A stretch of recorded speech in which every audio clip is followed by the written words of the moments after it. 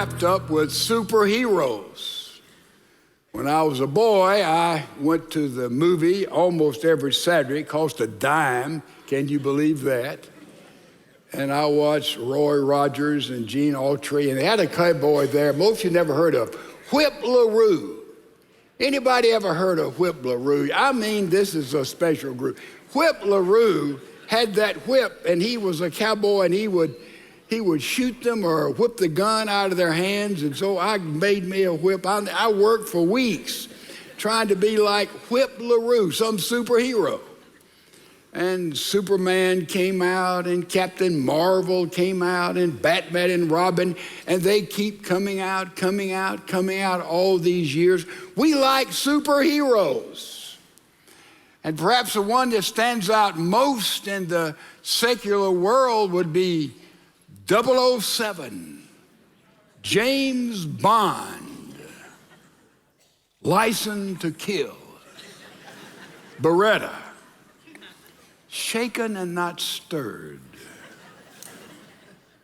Did you know he saved the world from disaster 23 different times? 20 different movies, all had the same plot. Basically, there was this brilliant villain who was destined to destroy all humanity. But then James Bond came with all of his gadgets and with fast cars and faster women. And so we have seen a whole generation of Ian Fleming's novels that came to life in living color. Superhero, James Bond. We have in our study today sort of an ancient superhero by the name of Samson. Samson means sunshine. As we study his life, we can look at his relationship with 4 females. With his mother, with his wife, with a harlot, and with Samson and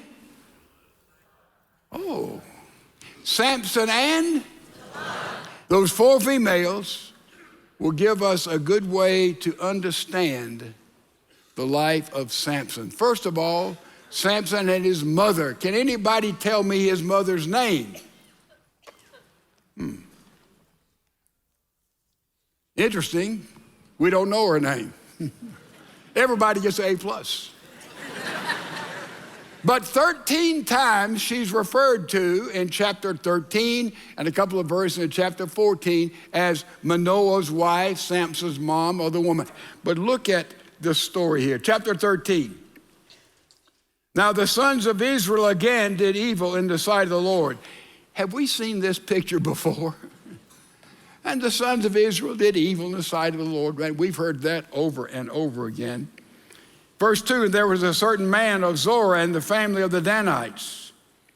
His name was Manoah. Look at verse 3. Then the angel of the Lord appeared to the woman, Samson's mother, and said to her, behold, now you are barren and have borne no children, but you shall conceive and give birth.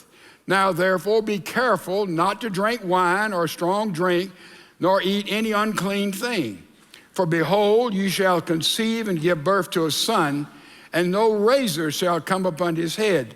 For the boy shall be a Nazarite to God from the womb, and he shall begin to deliver Israel from the hand of the Philistines. Let me tell you something. That is unbelievable verses there. An angel said, you're going to have a boy, a promise. Then the angel gives instructions as to how that mother is to live as she carries the boy. Did you get that? You go to a gynecologist today and you're pregnant, the gynecologist would tell the woman exactly the same thing. Exactly the same thing we read here thousands of years ago in the Bible. Don't drink any strong drink. Be careful what you eat. Gives instructions right here as to what she is to do. And more than that, this angel, who we discovered to be divine, in all probability a theophany, Jesus, and says simply, look, this boy is to be a Nazarite. What was a Nazarite? Deuteronomy chapter number 6. Don't get a haircut. Don't touch dead bodies. Don't drink alcoholic beverages. In other words, your boy is to be a special property of God. You are to give him to God from his birth, and this is the kind of character and moral life he is called to live. Boy, right up front. And then on top of that, God tells this mother and her dad and his dad, Manoah, let me tell you something. He is to deliver Israel. He is to be the moral, spiritual, political leader of Israel. Tells them the purpose of his life right up front. Some of us wonder, he's trying to figure out how our children are bent. And this is instruction. Look at verse 8. Then Manoah, Samson's dad, entreated the Lord and said, "O Lord, please let the man of God whom you have sent come to us again, that he may teach us what to do for the boy who is to be born." And then later on, he prays again in verse 12. Manoah said, "Now when your words come to pass, believe the promise. What shall be the boy's mode of life and vocation?"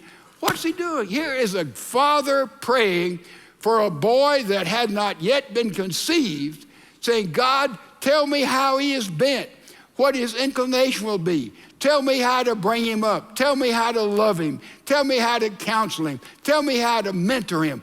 Right here in the Old Testament, we have principles we think, well, we figured out family life right here. No. Here it is right in the early stages of God's truth. How to be a dad, how to be a mother. And then they worship, they sacrifice right up front. Could you think of anybody having a better beginning than Samson? Remember, his name means sunshine. Boy, what a great name. Boy, to have godly mother, godly father, already praying, already asking, already committing that son to the living Lord. What a great beginning he had. So we see his relationship with his mom was terrific. It was right on target. Then we see the relationship to his wife. Things begin to go downhill. Look at chapter 14. Then Samson went down to Timnah and saw a woman in Timnah, one of the daughters of the Philistines. And he came back and told his father and mother, "I saw a woman in Timnah, one of the daughters of the Philistines. Now therefore, get her for me as a wife." Latter part of verse 3, "Get her for me, for she's good looking, she's sexually appealing. Get her for me." Then again, move down, it says, verse 7, "And he went down and talked to the woman, and she looked good to Samson."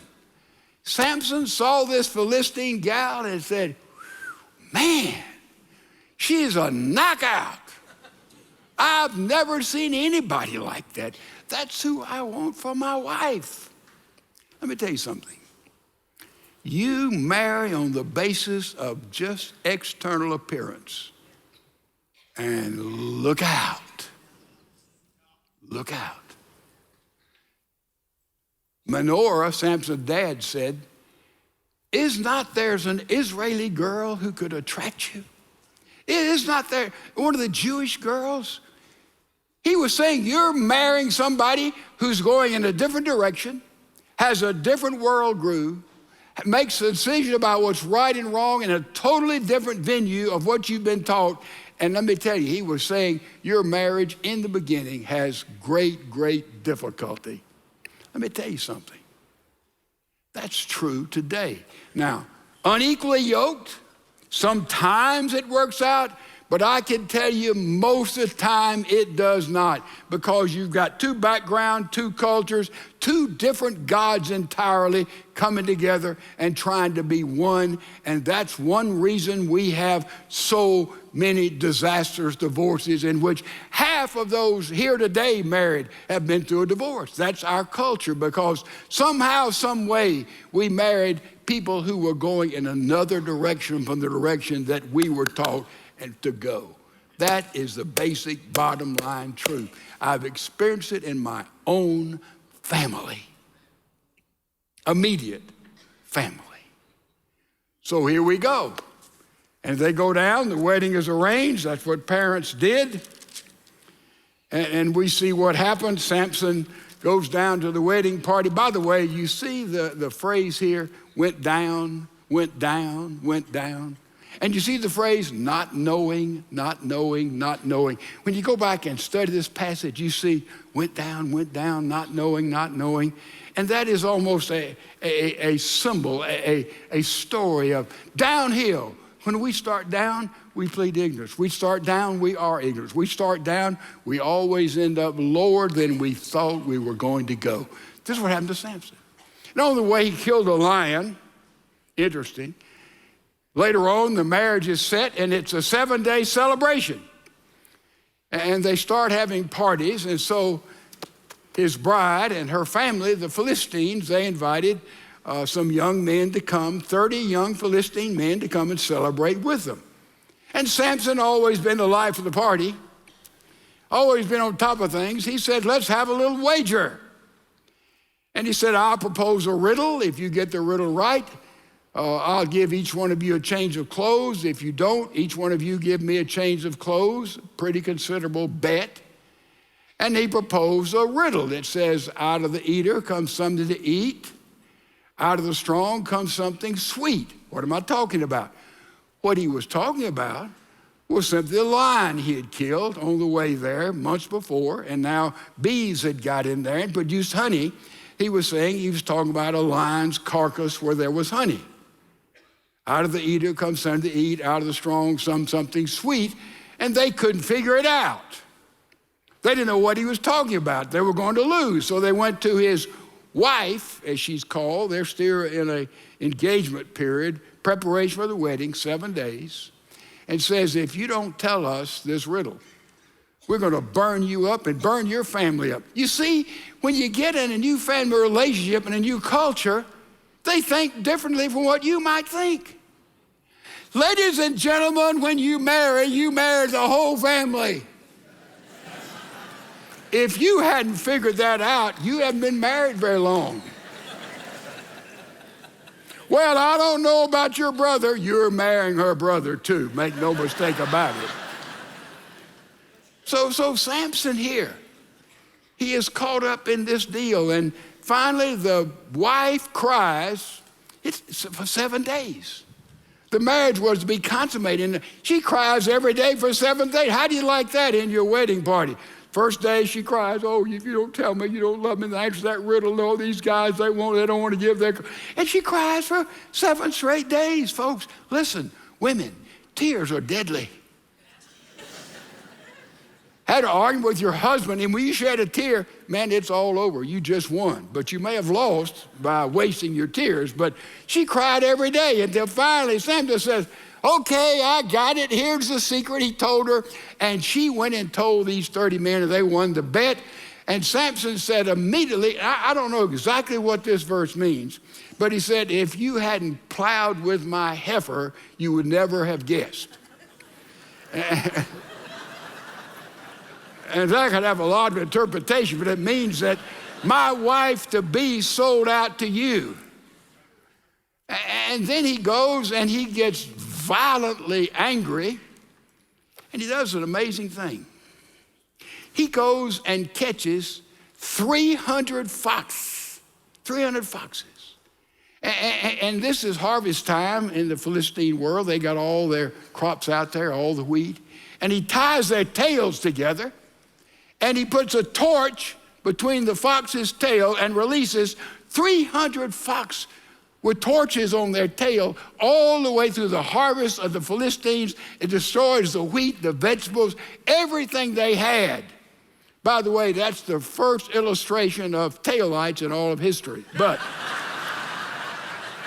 this obliterated the Philistine harvest. And they said, who in the world has done this? And they said, look, it's been Samson because of what happened there in the deal. And Samson, in the meantime, before this, had gone back. After he got over his anger, he didn't consummate his marriage. He went back and tried to get back with his wife. And her daddy said, you know, I thought you were through with her and the marriage wasn't consummated.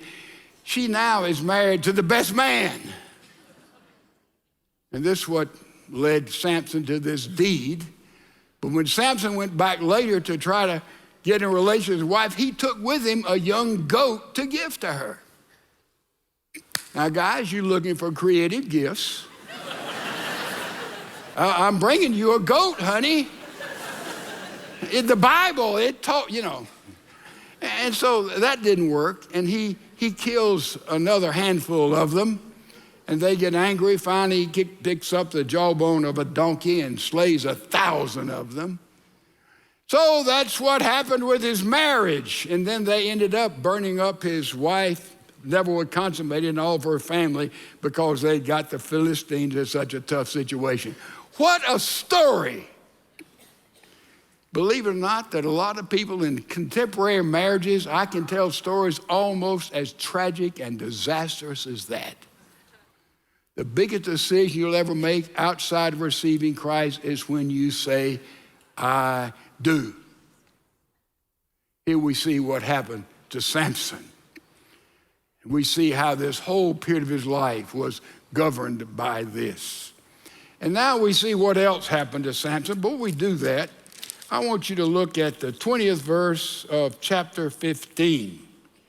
It says, so he judged Israel 20 years in the days of the Philistines. Now, I hold on to that verse because the most amazing thing is that Samson is listed in Hebrews chapter 11 among the heroes of faith. In other words, here's the who's who of God's kingdom family on this earth, and Samson is on the list. How in the world did he get on God's list? Only answer I have is this 20th verse. When for 20 years he ruled, he helped his people, restored his people in Israel. That's the only merit I can see in this guy. But that's enough to got him into the Lord's Hall of Fame. But then we see Samson in the relationship with his mom, in the relationship with his wife, and then we see his relationship with a harlot. 20 years had gone by. Now Samson, chapter 16, went to Gaza and saw a harlot there and went into her. And this is when it says, and when he was told to the Gazites, saying, Samson has come here, they surrounded the place and lay in wait for him all night at the gate of the city. You see, the Philistines knew Samson better than he knew himself. He went back into sensuality. He was still addicted. He thought he'd won the battle. 20 years, the Philistines knew their man. They knew their man. Then we know this the illustration when in order to get out of the city, they thought they had him. He went and tore down the gates and went to the top of the mountain and held the gates of the city above his head. You see, he was a supercharged man with great, great supernatural strength. And then after this, we see the fourth relationship he had, and it was with Delilah. Look at chapter 16. Verse 4, after this he came about, he loved a woman in the valley of Sorek, whose name was Delilah. And the lords of the Philistines came to her and said to her, entice him. That word entice, boy, it's the second time we've seen it here. They told his wife to entice him, to get him to turn him in. We see Delilah to entice him. You say, what a dumb, stupid man he is. He gets conned by all these women time and time again. Hold on, guys. Hold on. Satan sees our weaknesses and plays to our weaknesses. And when it worked this time with his wife in that situation, it worked this time with a harlot. Now we have somebody who is beautiful, magnificent, charming, alluring, charismatic, and she's an entrepreneur on the side. She cut a deal with the Philistines. I'll find out the source of this strength, but you got to pay me $5,000 apiece, every one of you. And the contract was made. So Delilah, with all of her charms, begins to entice him. Delilah said to Samson, please tell me where your great strength is and how you may be bound to afflict you. In other words, where's the source of your strength? And so Samson says, well, it's new cords and Philistines upon you, Samson. He broke those cords. No, it's new rope. Philistines upon you. He broke those new ropes. And then he goes, he said, well, it's you'll plait my hair a certain way and put a pin on it. And Philistines are coming, and he took the pin out, and he was handling them until finally Delilah said, you don't love me, you don't trust me. I wonder why. And so you don't really care about me. And then he told her the secrets of his heart. Ladies and gentlemen, when you know God and know Christ, there's some secrets in your heart with God and with him that you don't share with anybody. When somebody shares with you the secrets of their life, that's holy ground. But there's secrets we have with God that's between you and God and between myself and God. You don't share with anybody. Samson just opened up all of it. And she knew that he'd borne her heart and said the secret is in his hair. And so she put him to sleep in her lap, called a man in, and the man shaved his head while he was asleep. And that's the infamous haircut in the devil's barbershop. Then when he awakened, one of the saddest verses you can read in the Bible. The Philistines upon you, Samson, verse 20, chapter 16. And he awoke from sleep and said, I will go out at other times and will shake myself. But he did not know that the Lord had departed from him. If the Lord departed from you, would you know it? You see, Samson had grace, right? And grace, and grace, and grace, and grace. He said, boy, it's just all grace. You can do anything and God will always forgive. There'll be no punishment. Look, if you would, at a verse in Ecclesiastes. It says in Ecclesiastes 8:11, because the sentence against an evil deed is not executed quickly, therefore the hearts of the sons of men among them are given fully to do evil. In other words, because judgment does not come quickly when you and I sin, we think, boy, there's just grace, grace, grace, there'll be no judgment. But you read the Philistines took Samson, you know the first thing they did? They gouged his eyes out. They gouged his eyes out. Bound, blind Samson. The lust of the eye, the lust of the flesh, the pride of life, not for Samson. They gouged his eyes out.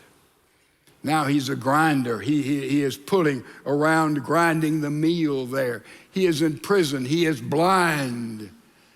And then we read a tremendous verse, a fabulous verse, one of the also great verses in the Bible. The other verse was tragic. He did not know the Lord had departed, but this is a powerful verse. It says, he's blind, he's in prison, but verse 22, chapter 16 says, the hair of his head began to grow again. The hair of his head began to grow. Now Samson had turned to God. Samson saw, I'm sure, the trash in his life. Samson saw the poor choices he's made, but his hair begins to grow, the secret of his strength. You see, gradually he'd moved away from being a Nazarite. Dead bodies, strong drink, and now his hair begins to grow. He begins to get back in relationship with God, and you know the story. They took him there to the temple of Dagon, and they were worshiping. They said, Samson entertained us, and here's this blind brute there entertaining them, the one who had killed and impressed them for 20 years. And they're celebrating, and they're saying, the God of Dagon is so much better than the God of Israel. Listen, when a son or a daughter of the Lord Jesus Christ falls, the secular world applauds and says, they're just like everybody else. Dagon had won a victory. But then Samson has a lad to lead him over to the pillars of that pagan place of worship. He says, let me feel them. And then he prayed to God. On the second time, Samson prayed in these 4 chapters. And he asked the Lord to remember him. His hair had grown back. His strength had come back. And he took and he crushed those pillows, and the whole temple fell down. And he killed more Philistines, more ISIS-like people in his death than he had in his life.